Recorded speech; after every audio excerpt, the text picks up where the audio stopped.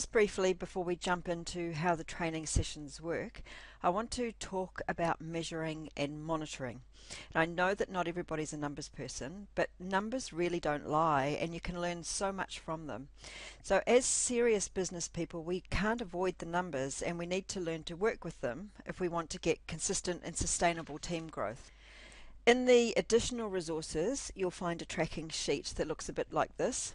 Use this to write down the names of all the people you've recruited in the last 12 months, or whatever time frame makes sense to you. You might want to modify the sheet a little bit and include starter incentives and other things that make sense for your business.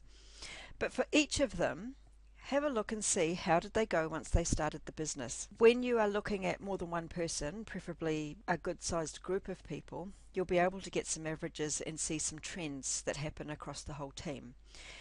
Looking at just one or two isn't going to give you that, but at least it can give us something.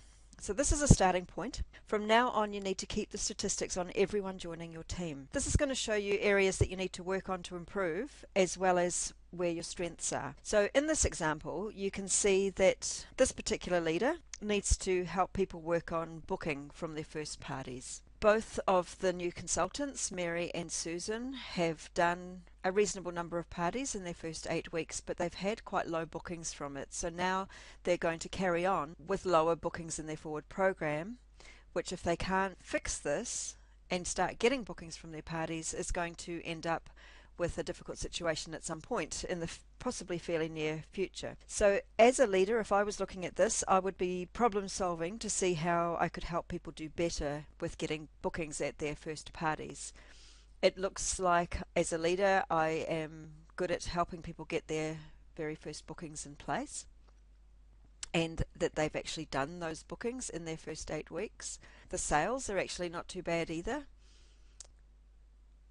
So in order for me to develop as a leader and for my team to grow better, that's where we need to focus, is booking from the first 8 parties. We can see on here as well that there aren't many leads coming in of people that are interested in the business either from the first 8 parties.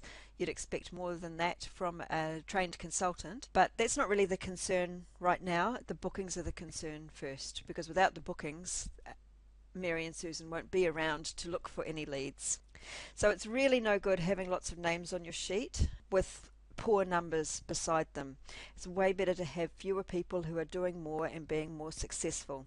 And it's really important that we've got a way like this to be able to pinpoint what we need to work on. One of the keys to success with the growth of your business is that new people have to feel successful quickly. This then spurs them on to wanting another success. So we need to try and minimize the chance of early failure, or we're going to end up with consultants who a few weeks in have now changed from being very excited about the possibilities for their new business to feeling a little bit despondent and unsure about what's going to happen.